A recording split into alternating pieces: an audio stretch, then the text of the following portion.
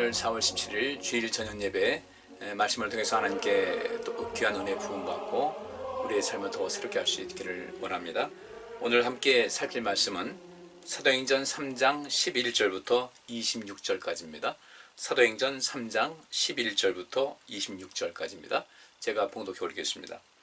나은 사람이 베드로와 요한을 붙잡으니 모든 백성이 크게 놀라며 달려나아가 솔로몬의 행각이라 칭하는 행각에 모이거늘 베드로가 이것을 보고 백성에게 말하되 이스라엘 사람들아 이 일을 왜 기이 여기느냐 우리 개인의 권능과 경건으로 이 사람을 걷게 한 것처럼 왜 우리를 주목하느냐 아브라함과 이삭과 야곱의 하나님 곧 우리 조상의 하나님이 그 종 예수를 영원하게 하셨느니라. 너희가 저를 넘겨주고 빌라도가 놓아주기로 결단한 것을 너희가 그 앞에서 부인하였으니 너희가 거룩하고 의로운 자를 부인하고 도리어 살인한 사람을 놓아주기를 구하여 생명의 주를 죽였도다. 그러나 하나님이 죽은 자 가운데서 살리셨으니 우리가 이 일의 증인이로라. 그 이름을 믿음으로 그 이름이 너희 보고 아는 이 사람을 성하게 하였나니 예수로 말미암아 난 믿음이 너희 모든 사람 앞에서 이같이 완전히 낫게 하였느니라. 형제들아 너희가 알지 못하여서 그리하였으며 너희 관원들도 그리한 줄 아노라. 그러나 하나님이 모든 선지자의 입을 의탁하사 자기의 그리스도의 해받으실 일을 미리 알게 하신 것을 이와 같이 이루셨느니라. 그러므로 너희가 회개하고 돌이켜 너희 죄 없이 함을 받으라. 이같이 하면 유쾌하게 되는 날이 주 앞으로부터 이를 것이요 또 주께서 너희를 위하여 예정하신 그리스도 곧 예수를 보내시리니 하나님이 영원전부터 거룩한 선지자의 입을 의탁하여 말씀하신 바 만유를 회복하실 때까지는 하늘이 마땅히 그를 받아들이라. 모세가 말하되 주 하나님이 너희를 위하여 너희 형제 가운데서 나 같은 선지자 하나를 세울 것이니 너희가 무엇이든지 그 모든 말씀을 들을 것이라. 누구든지 그 선지자의 말을 듣지 아니하는 자는 백성 중에서 멸망받으리라 하였고 또한 사무엘 때부터 오므로 말한 모든 선지자도 이때를 가리켜 말하였느니라. 너희는 선지자들의 자손이요 또 하나님이 너희 조상으로 더불어 세우신 언약의 자손이라. 아브라함에게 이르시기를 땅 위의 모든 족속이 너희의 씨를 인하여 복을 받으리라 하셨으니 하나님이 그 종을 세워 복 주시려고 너희에게 먼저 보내사 너희로 하여금 돌이켜 각각 그 악함을 버리게 하셨느니라. 아멘. 미문에 앉았던 그 안진뱅이 그 장애인이죠. 나면서부터 뭐 일어서지도 못하고 걷지도 못하고 했던 이 장애인이 베드로와 이 요한을 만나서 베드로와 요한이 기도하는 시간에 그를 만나서 요즘 말로 대박이 터지는 사건을 경험을 했죠. 이 사람 자신도 이게 도대체 어쩐 일인가 깜짝 놀랄 정도로 이런 일이 있었고, 그러니까 본인이 그렇게 놀랐으니 그 주변 사람들은 또 얼마나 놀랐겠어요. 지난주에 이제 그 사람이 고침받은 그 장애를 버리고 이제 온전해진 그런 사건을 이렇게 살펴봤고요.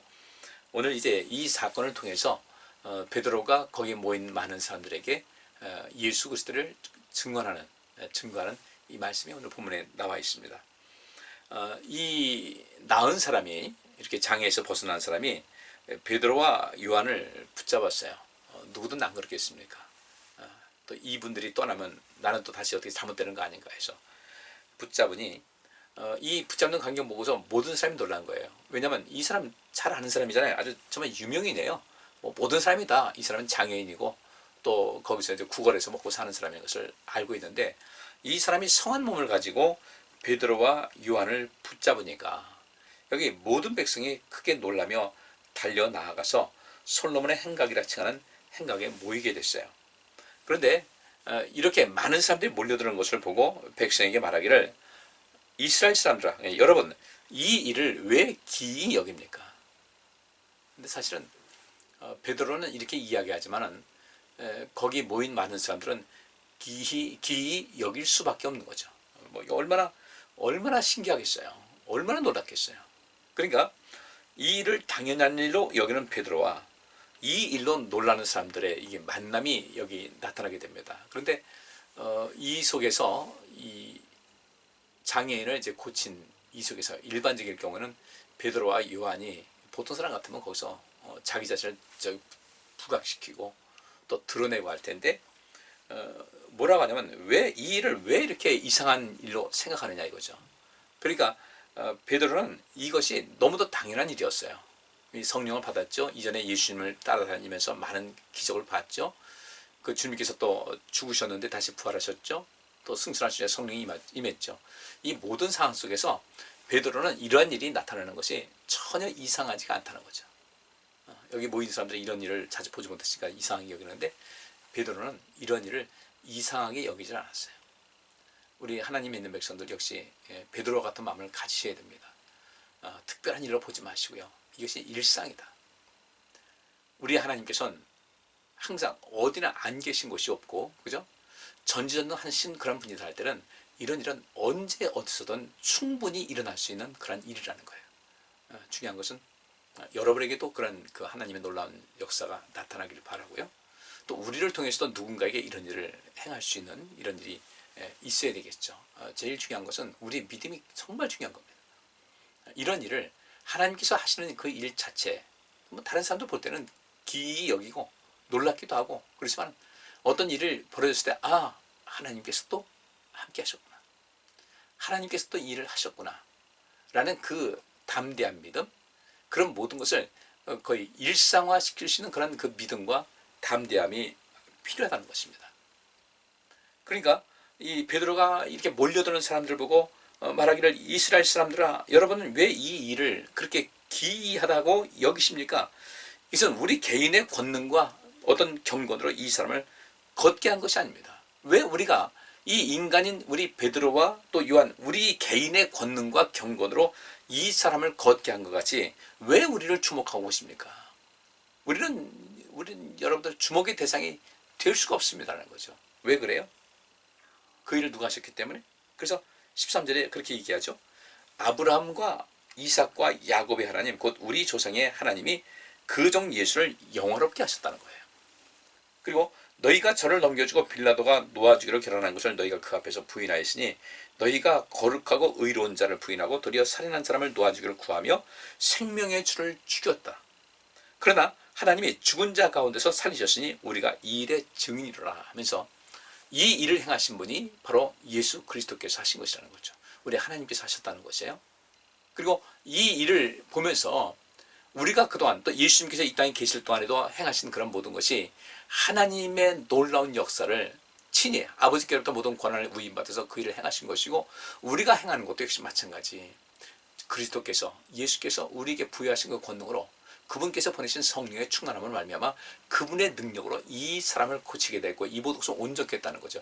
그래서 여기서 베드로가 증거하는 것은 우리 예수님은, 여러분들은 예수가 죽었다라고 생각할지 모르지만, 그리고 예수님께서 부활하셨다는 것을 여러분 믿지 않고 그 말도 안 되는 소리다, 이 사람도 가짜뉴스 퍼뜨린다, 이렇게 생각할지 모르지만 실상 그렇지 않다는 거죠.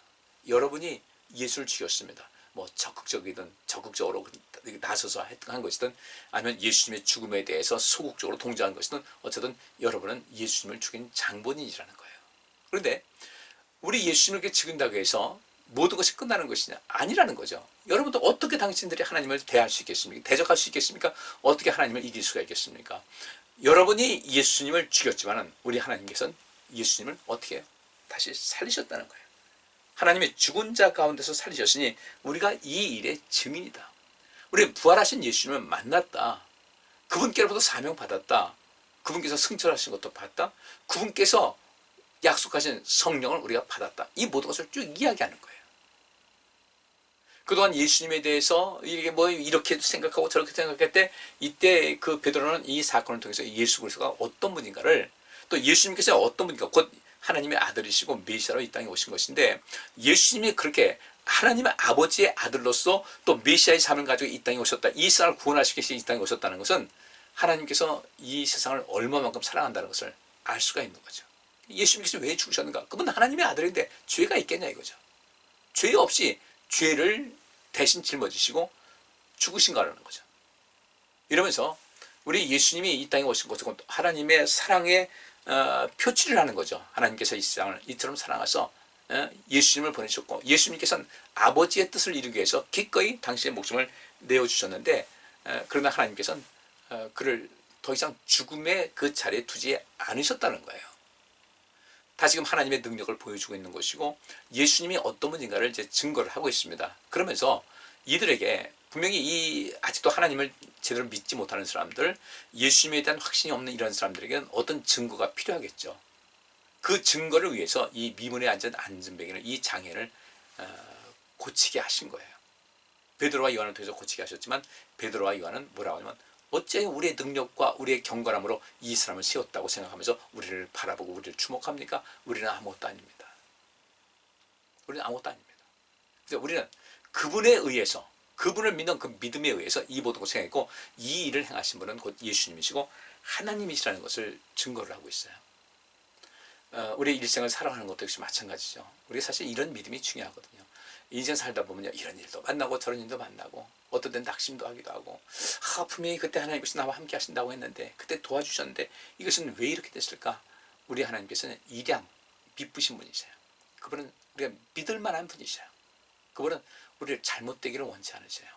그런데 우리가 잘못 나갈 때는 주님께서 때때로 우리를 징계하실 때가 있어요. 왜? 우리를 사랑하시기 때문에.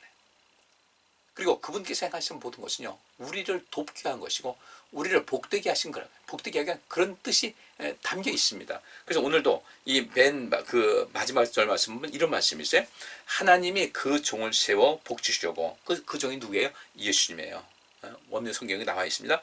하나님이 그 종 예수를 세워서 여러분들에게 복 주시려고 여러분에게 먼저 보내셨습니다. 따라서 여러분들은 우리 예수님께서 이 땅에 오셔서 우리를 복되게 하시려고, 우리를 살리시려고 대신 죄를 지신 거잖아요. 그죠? 따라서 우리가 할 일은 무엇인가? 예수님 먼저 보내서 우리를 하여금 하나님께 돌아오게 하고 믿음으로 살게 하고 죄에서 벗어나게끔, 그도 죄에서 싸움에서 이길 수 있게끔 하셨으니 여러분들은 각각 돌이켜서 악함을 버려야 합니다. 결국 바울이, 이 베드로가 한 얘기가 뭐겠습니까? 하나님께 돌아오라는 거죠. 뭘 버리고? 악함을 버리고 죄를 버리고. 우리 하나님께서는 의로우신 분이기 때문에 그렇게 자기의 악함이 있다는 것을 알고 그것을 인식하고 그 죄악을 버리고 거기서 벗어나고 그걸 멀리하고 우리를 복되게 하기 위해서 이 땅에 오신 예수 그리스도를 쫓아서 그분의 제자로서의 인생을 살게 되면은 지금 이 미문에 앉은 이 장애를 고친 것 같은 이런 사건은 일도 아니라는 거죠. 주님께서는 그래서 이 땅에 오신 거예요. 그리고 오셔서 모든 일을 행하셨습니다.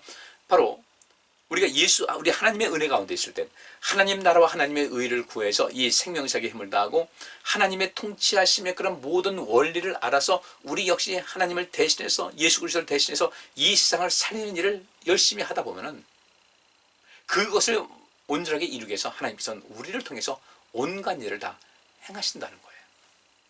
오늘 낮에도 제가 첫째 부활에 꼭 참여하자, 그냥 상투적인 이야기를 들릴 수 있을지 모르겠지만요, 여러분 어떻게 들으시는지 모르겠어요. 굉장히 중요한 내용이에요. 우리 신앙생활 그렇게 쉽게 하나님의 은혜를 받고 쉽게 구원받을 수 있다는 것은 생각하지 말아야 돼요. 물론 구원은 믿음으로 받아요. 하나님 믿는 믿음으로. 그러면 하나님을 믿는 믿음은 과연 무엇이냐는 거예요. 그냥 입으로만 주님 믿습니다, 믿음으로 교회 와서 기도 잠깐 하고 예수님 이름으로 기도합니다, 끝나고 그런 어떤 눈에 보이는 어떤 행위만 그것이 중요한 것이 아니라 정말 우리 안에 있는 그 진정한 믿음이 무엇인가를 보셔야 돼요. 행함이 없는 믿음은 죽은 믿음이라고 그랬어요. 우리에게는 분명 행동하는 어떤 것이 있어야 돼요. 행동하는 신앙인 돼야 돼요. 어떻게 행동하는가? 하나님 말씀을 내 삶 속에서 실천하는 거예요. 하나님 말씀을 내 자신을 통해서 이루는 거예요. 그렇게 행동하는 신앙, 곧 행함이 있는 그 믿음이 산 믿음이고 그 산 믿음을 통해서 구원받는 것이지. 그렇지 않으면 안 돼요. 여러분 인생 태어났을 때 누구나 다 선하게 태어납니다. 대부분 선하게 태어나요. 사람들 어떤 기질적인 것도 있지만 대부분 그 어린아이들이 나면서부터 악하게 자라는 건 아니에요. 선해요. 아이들은요. 그래요. 깨끗해요. 거기에 무엇을 그 도화지에, 그 아이의 인생의 도화지에 어떤 밑그림을 그려줄 것인가는 우리 부모님께서 하셔야 될 일이고 이 사회에서 해야 될 일인데 그것을 어떻게 할 것인가. 저는 앞으로 우리나라가 어떤 모습이 될까를 생각하면 조금 좀 비관적인데요. 우리는 이 부모님들이 다 뭐 아이를 낳고서 다 이렇게 그 삶이 바쁘게 살다 보니까 거의 대부분의 사람들이 그래서 이제 어린이집에도 맡기고 뭐 이렇게 해요. 나서 돌 좀 지나도 거기다 맡기고 돌봐주고 하는데 그 아이들을 돌봐주는 그 선생님들, 또 이런 그 돌보미들이 얼마만큼 이 아이들의 삶에 사명감을 가지고 그들을 돌봐줄 것인가를 봤을 때 가끔씩 사고가 터지잖아요. 물론 좋은 선생님들이 있어요. 많이 있겠죠. 그런데 내 자식만큼 과연 돌볼 수 있을 것인가? 이스라엘이라는 나라는 그것이 가능하다는 거죠. 그들은 민족 공동체, 신앙 공동체 의식이 굉장히 강합니다. 엄청나게 강해요. 그들은 그 신앙 공동체, 민족 공동체의 그 개념이 그 고통당하고 어려움 당했던 그 지난날의 그 역사 속에서 우리가 하나 되지 않고 우리가 서로를 도와주지 않고서는 이 세상을 살아갈 수 없다. 그러니까 자기도 소중한 존재지만 다른 사람의 존재, 같은 유대인으로서 내가 저 사람을 도와야만 나도 역시 도움받을 수 있다는 것이죠. 그래서 그 민족 공동체 또 이 신앙 공동체에서의 끈끈함이라는 것은 굉장한 것이었어요. 우리가 보통 일반인들이 상상할 수 없는 그런 겁니다. 그러니까 볼 때는 유대인들은 저들은 저렇게 똘똘 뭉쳐가지고 자기들끼리만 본다. 그들은 그 역사적인 그런 과정 속에서 그들을 돌봐주는 사람이 사실 많지 않았거든요. 유럽에서 2차 대전이 발생했습니다. 히틀러가 이제 유대인들을 죽이려고 할 때 여러분들 그 히틀러가 그냥 내버려뒀겠어요. 숨겨두면 가만 안 둬두겠다. 그런 가운데서도 그 유럽 사람들 중에 그 유태인들을 도와주는 사람이 있었고요. 우리가 다 아는 그 신드러 리스트라는 그런 그 영화에서 나와 있듯이 그 어떻게든지 그 사람들을 유대인들을 한 사람이라도 더 살리기 위해서 애를 썼던 사람들이 있는데 그런데 거의 대부분의 사람들이 유대인들을 고발하고 또 미워하고 그랬어요.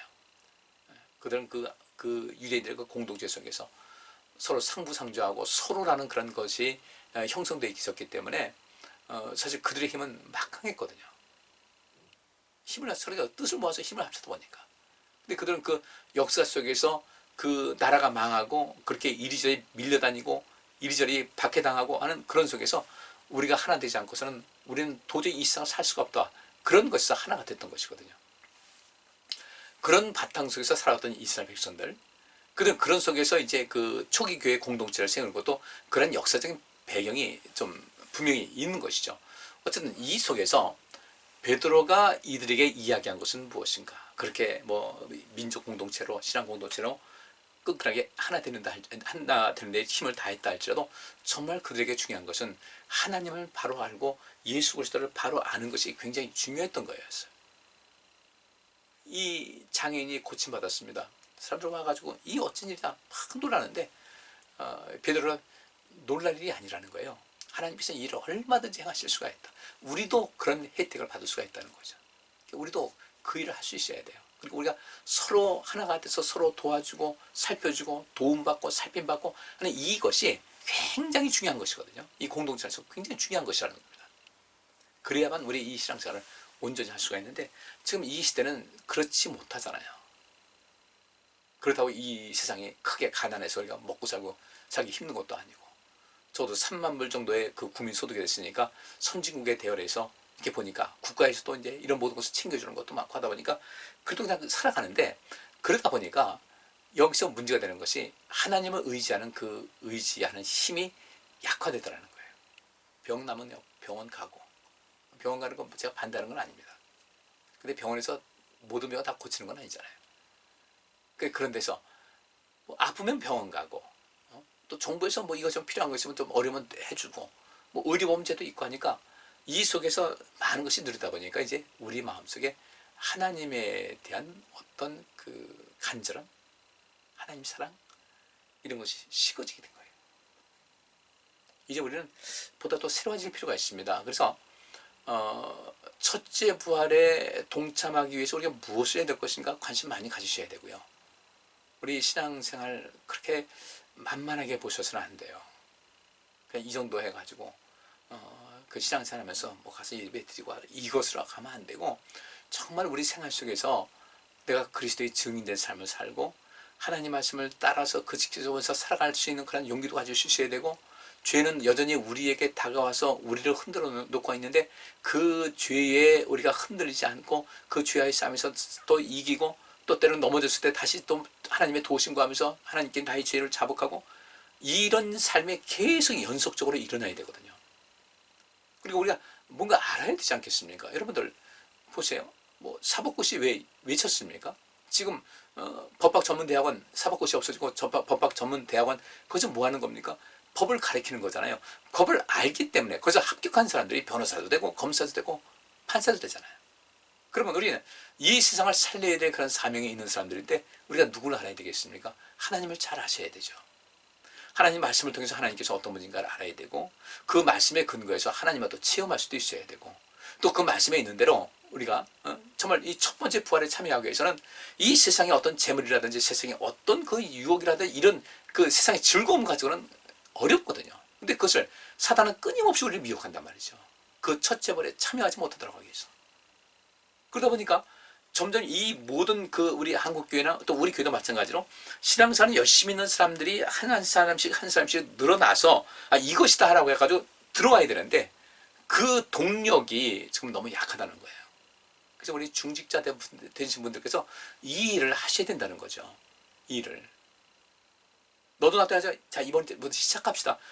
2년 반 동안 우리가 손 놓고 있었으니까 뭐 아주 손 놓은 건 아니었지만 우리가 그동안 많이 이 신앙생활 속에 어떤 그 동력은 좀 상실한 거 아니겠어요? 이제 다시 동력 상실해야 되죠. 다시 상실한 거 다시 되찾아야 되죠. 누가 해야 되겠습니까? 저 혼자 아무리 외친다고 이게 되겠어요? 어려운 거예요. 우리는 분명히 이 새생명교회라는 이 공동체를 살릴 필요가 있습니다. 우리 할 일도 많이 있습니다. 교인들도 지금 그냥 정말 그 경계선상에 있는 분들이 좀 있잖아요. 이 속에서 코로나가 회복된다 할지라도 교회를 떠나게 될지 다시 들어오게 될지 이것도 불분명한 이런 분들도 그런 그룹들도 있고 더 많은 사람들이 있지만은 이 속에서 우리가 더 열심히 주님 섬겨서 우리 속에서 이런 이 미문에 앉았던 이 장애인을 고치는 것이 베드로는 분명히 그랬거든요. 왜 이것을 보고서 왜 그렇게 깜짝 놀랐냐? 왜 이렇게 기이하게 여기느냐? 이것은 얼마든지 있을 수가 있다는 얘기죠. 이런 일은. 우리도 그 믿음 가져야 되잖아요. 그 믿음 가지면 우리 일상생활 속에서 뭐 세상의 그것을 쫓아다니면서 따라다니겠습니까? 우리가 하나님의 은혜를 알게 되고 하나님의 능력을 알게 되고 하나님의 그 전능하신 힘을 알게 되면은 세상에 있는 모든 것이 뭐가 그렇게 대단해 보이겠어요? 그 가난한 과부가 그 얼마 안 되지만 남들이 볼 때는 하찮은 돈이지만 자기에겐 굉장히 중요한 건데 그래서 기꺼이 주주 앞에 드릴 수 있는 그런 용기가 어디서 나겠습니까? 이건 하나님을 만나고 하나님을 체험하고 하나님과 소통한 결과거든요. 이것을 우리가 가져야 된다는 겁니다. 근데 이 베드로와 요한이 바로 이 하나님과의 소통, 또 예수 그리스도를 통한 하나님 만남, 또 제2위의 하나님이신 예수를 만나서 우리가 어떤 삶을 살아갈 수 있을지 자기 안에 이미 임하고 있는 이 능력이 어떤 것을 알다 보니까 어디에서 절대로 비굴하지 아니하고요, 나약하지 아니하고 힘있게 인생 살면서 이 세상에 엄청난 영향력을 행사한 인생을 살아가게 될 거예요. 그러면 그런 얘기합니다. 16절에 그 이름을 믿음으로 그 이름이 너희 보고 아는 이 사람을 성하게 했다. 그 이름을 믿음으로 누가 그걸 믿은 거예요? 우리들이 믿었다는 거죠. 베드로와 요한이. 우리가 그 이름을 믿음으로 우리가 믿는 그 이름이 너희 보고 아는 이 사람을 성하게 했다. 성하게 했다. 예수로 말미암아 난 믿음이 너희 모든 사람 앞에서 이같이 완전히 낫게 했느니라 했으니까 우리 역시 베드로가 가졌던 그 믿음, 예수로 말미암아 난 믿음이 너희 모든 사람 앞에서 이같이 완전히 낫게 했다고 하면서 이건 우리의 어떤 경건함과 우리의 능력으로 된 것이 아니라 우리가 하나님을 믿게 되니까 우리 믿음을 통해서 우리 하나님께서 역사하시고 예수께서 역사하시고 성령께서 역사하셨다는 것이죠. 그러니까 그 이름을 믿음으로 그 이름이 너희 보고 아는 이 사람을 성케 했다. 그 이름을 믿음으로 누가 믿었는가? 바로 그 주제는 베드로와 요한이에요. 우리가 그 믿음 가지면 되는 거예요. 그러면 우리가 그 믿음 가지게 되면 때로는 믿음이 없고 연약한 사람이라 할지라도 그들에게 역사를 어떤 놀라운 역사를 나타낼 수가 있다는 거죠. 그래서 제가 여러분에게 우리 자녀들 얘기했잖아요. 우리 자녀들 그리스도 앞으로 인도하십시다. 그들 우리가 정말 하루가 지나면 하루 지날 만큼 점점 더 어려움이 있어지는데 그들 주 앞으로 인도하는데 더 어려워지게 되는데 우리 다른 것 말고 그 이름을 믿음으로 그 이름이 너희 보고 아는 사람은 이 사람을 성하게 했다. 이 장애인을 나면서부터 한번 일어나지도 못하고 걷지도 못했던 이 사람을 고쳐가지고 성하게 했는데 어떤 것이 더 어려울 것 같아요? 여러분 볼 때 우리 자녀들이 예수 앞으로 돌아오는 것이 어려울 것 같아요? 여기 이 미문에 앉은 이 안지면을 고치는 것이 더 어려울 것 같아요. 여러분들, 우리는 우리 자녀들을 위해서 기도하고 우리 자녀들을 그리스도 앞으로 인도하고자 정말 그 귀한 마음 갖고 있으면 이 모든 것을 얼마든지 이룰 수가 있는 겁니다. 우리 그 믿음 갖자고요. 그 이름을 믿음으로, 그 믿음이 너희 보고 아는 이 사람을 성하게 했다. 그 믿음이 뭐예요? 베드로와 요한이 믿음이 있다는 것은 무엇입니까? 그 믿음으로 담대히 그 사람을 고쳤고요. 그 다음에 많은 핍박이 있었잖아요. 이 사람 고친 것 때문에. 오늘 우리 요한계시록 20장에 4절부터 6절까지 있는 말씀에 어떤 말씀이 있어요? 그리스도의 증인으로 인생을 살다가 또 하나님의 말씀을 지키려다가 목배임을 받은 사람이 있다. 얼마나 고난 많이 받았어요. 베드로와 요한은 이 사람을 고친 이후에 엄청난 핍박받았어요. 협박도 받고요. 그래도 잘 이겼어요. 그러니까 천국이 그들의 것이고, 그러니까 그들이 첫째 부활에 당연히 참여할 수가 있는 거죠. 우리도 그 믿음 갖자고요. 우리 세상에 어떤 즐거움이 나를 자꾸 유혹을 하고 믿음에서 떠나게 하는, 그러니까 우리를 믿음에서 떠나게 하는 그 모든 조건은 우리가 잘 통제할 수 있어야 돼요. 그것이 어떤 것이든. 그래서 우리 믿음을 지켜야 돼요. 그 믿음이 이 사람을 낫게 했다. 그렇다면 우리가 베드로가 가졌던 그 믿음, 뭔가 하나님의 말씀과 하나님의 뜻을 행동으로 옮길 수 있는 어떤 적극적인 삶의 양식 속에서 성령께서 함께 하심을 통하여 이 모든 역사가 일어났는데, 우리 역시 이 믿음을 가지게 되면요, 우리 어떤 일이 있겠습니까? 좋은 일 많이 있다는 겁니다. 베드로는 그 믿음 가지고 많은 핍박을 받은 거예요. 고난 잘 이긴 거예요. 우리도 그 고난 이기자고요. 근데 지금 이 시대의 고난이 뭐 얼마나 대단하겠습니까? 위협을 받습니까? 아니잖아요. 이 모든 고난은 내가 나를 이기는 것밖에 없는 거예요. 지금은요. 외부에서 핍박 같은 거 없어요. 내가 나를 이겨야 돼요. 내가 나를 통제할 수 있어야 돼요. 이것이 절제의 은사예요. 절제의 열매. 내가 나를 통제하는 거예요. 귀찮다. 교회 가서 예배 드리는 거 귀찮고, 주일하는 것도 귀찮고, 성경 보는 것도 귀찮고, 기도하는 것도 할 때 귀찮은 건 나거든요. 귀찮은 것은 난데, 그러면 내가 누구를 이겨야 되겠어요? 누구를 통제하고 누구를 컨트롤해야 되겠어요? 내가 나를 컨트롤하고 통제해야 된다는 거죠. 우리가 지금 필요한 것은 그 힘이 필요한 거예요. 무엇으로? 믿음으로 말이야. 내 안에 이 베드로가 말하는 그 믿음만 있다면 얼마든지 이 모든 것을 통제할 수 있는 힘이 생기게 된다는 겁니다. 그러면서 베드로가 이들에게 이제 제안을 합니다. 예수님을 소개했고 했으니까 그 여기 있는 사람들 귀를 쫑긋 세워서 이제 바라볼 거 아니에요? 이때 이제 베드로가 그들을 생명의 길로 인도하는 거죠. 그래서 19절의 말씀에 그러므로 너희가 회개하고 돌이켜 너희 죄 없이 함을 받으라. 이같이 하면 유쾌하게 되는 일이 날이 주 앞으로부터 이를 것이요 또 주께서 너희를 위하여 예정하신 그리스도 곧 예수를 보내시리니 라고 말씀하고 있어요. 회개하고 돌이켜 죄 없이 함을 받는다. 죄를 씻는 거예요. 죄 씻음 받기 위해서 회개하세요. 내 잘못된 것을 주 앞에 고백하세요. 그 잘못된 것을 고백을 하고 그 잘못된 것을 돌이킬 수 있는 그런 힘을 하나님께 도우심을 구하세요. 우리 변화되는 건 쉽지 않아요. 우리 그것은 인정하셔야 되고 하나님께서 그걸 아십니다. 그렇기 때문에 내 힘으로 안 된다는 것을 주님께 고백하면서 일단 내가 지은 죄는 주 앞에 고백을 하고 주님 이 모든 것에서 내가 이겨야 되겠습니다. 내가 이겨야 되겠습니다. 하나님 나를 도우셔서 그 간절한 마음, 주님의 마음을 감동시킬 수 있고 주님의 마음을 통할 수 있는 이 주님과 통할 수 있는 어떤 간절한 기도가 있다면 그 사람은 죄사함 받은 거예요. 형식적으로 기도하는 그런 것이 아니라 형식적으로 내 자신을 사해 주옵소서 그냥 포괄적인 회개 그것이 아니라 구체적으로 하면서 회개하고 돌이키는 겁니다. 누구에게? 하나님께로 회개. 내가 잘못된 것을 주님께 고백하고 하나님께 돌이키는 겁니다. 세상 향했던 내가 하나님을 향해서 돌이켜서 나가게 되면 우리 죄 없이 함을 받는 거예요. 죄사함 받는 거죠. 그러면 어떤 일이 있는가? 이같이 하면 유쾌하게 되는 일이 있다. 요새 유쾌한 일이 없습니까? 하나님과 만나서 유쾌함을 얻으시기 바랍니다. 인생 사는 재미가 없다. 그래요. 이렇게도 살아보고 저렇게도 살아봤잖아요. 근데 인생 사는 재미가 없다? 내가 주님과의 관계가 뭔가 문제가 생겼구나. 인식하시고 주 안에서의 참된 즐거움과 유쾌함을 맛볼 수 있기를 간절히 바랍니다. 20절 보니까 또 주께서 너희를 위하여 예정하신 그리스도 곧 예수를 보내시니 그렇게 하게 될 때 우리를 위해서 예정하신 그리스도 예수를 보내신다고 했는데 예수님이 다시 오시는 것이 아니라 예수님께서 성령님을 보내심을 통해서 우리 하나님께서 함께 하신 것과 예수님께서 함께 하신 것에 모든 것을 증거를 보여주셨어요. 자, 이제 25절에 그런 말씀이 있어요. 너희는 선지자들의 자손이요 또 하나님이 너희 조상들로 더불어 세우신 언약의 자손이다. 그래, 우리는 선지자들, 우리가 그 혈통으로 보면 그 선지자들 우리 조상은 아니에요. 그런데 우리가 믿음으로 볼 때는 그 선지자들도 우리가 그들의 자손이 되는 것이고요. 또 하나님이 우리 너희 조상으로 더불어 세우신 언약의 자손이다. 우리도 충분히 언약의 자손이에요. 우리는 그 하나님의 언약을 받을 자격이 있다는 거죠. 그래서 베드로가 마지막 그 결론적으로 말하기를 하나님이 그 종을 세워 복 주시려고, 그 종이 누구냐면 예수님이에요. 하나님이 그 종 예수를 세워서 우리에게 복 주시려고 너희에게 먼저 보낸 것이다.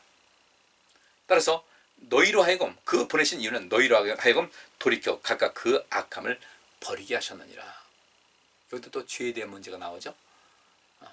끊임없이 여러분들이 죄와의 싸움을, 나는 이길 수가 있다, 나는 이 죄와의 싸움에서 이길 것이다. 과거에 내가 어떤 죄를 지은 것이 있다. 바울도 그랬죠. 나는 앞만 보고 간다. 바울을 계속해서 끄집어당기면서 옛날에 그런 사람이, 그런 의인이고 그런 나쁜 사람이었잖아.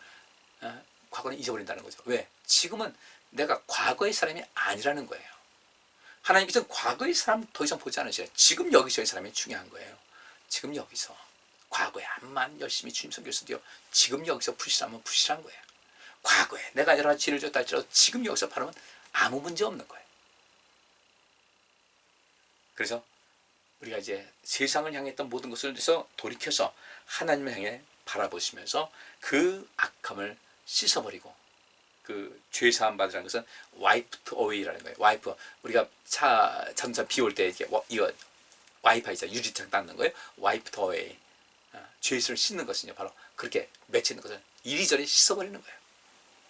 그렇게 우리가 죄와의 싸움을 하고 죄에 대한 경각심을 갖고 죄를 의식하면서 인식하면서 그것을 끊임없이 끌어내서 그것을 소멸시켜버리고 주님 앞에 온전한 모습을 살아가기로 힘쓰는 모든 성도들에게 유쾌한 날이 이르게 할 것이고, 오늘 이 베드로가 어찌하여 이 일을 기이하게 보느냐, 어떻게 깜짝 놀라면서 어떻게 이런 일이 있어요 깜짝 놀라냐, 그럴 필요가 없다. 우리 하나님 안에서는 얼마든지 있을 수 있는 일이다. 여러분의 삶에 남들이 볼 때 어떻게 이런 일이 있을 수 있습니까 하고 깜짝 놀랄 정도의 하나님의 놀라운 은혜를, 하나님의 놀라운 역사를, 그 손길을 날마다 체험하고 사시기를 주의 이름으로 축복합니다. 그러기 위해서 우리가 주님께 가까이 나가는 것, 이제 세상을 향했던 것은 다시 돌이켜서 하나님 바라보고 늘 죄와의 싸움을 늘 하면서 죄를 인식하고 그 죄를 늘 씻어내면서, 또 여전히 그 문제가 한순간에 멸한되지 못한다 할지라도 한 걸음씩 한 걸음씩 주님을 향해서 나가게 될 때 우리 모두는 성령 충만함과 더불어 놀라운 능력으로 말미암아 우리 삶에 대단한 역사가 나타나고 복된 삶을 누리게 될 줄 믿습니다. 기도합니다. 하나님, 저희들 이제 예수 그리스도를 온전히 바라보고 예수님의 사람으로서 우리가 그리스도인으로서의 온전한 삶을 살고 끊임없는 이 죄와의 싸움에서 늘 이기며 우리가 스스로 온전케 하게 한 그 힘을 다함을 통하여 하나님의 놀라운 역사, 그 능력이 우리를 통해서 나타나고 내게도 임할 수 있기를 원합니다. 그렇게 될 것을 믿고 주님께 가까이 다가가겠사오니 주여 우리를 더욱더 복되게 하시고 온전케 하여 주옵소서. 함께 하심을 감사하고 예수 그리스도 이름으로 기도하옵나이다. 아멘. 이 한 주간도 편안하시고 또 주 안에서 늘 승리하시기 바랍니다. 안전하시고 건강하시기 바랍니다. 감사합니다.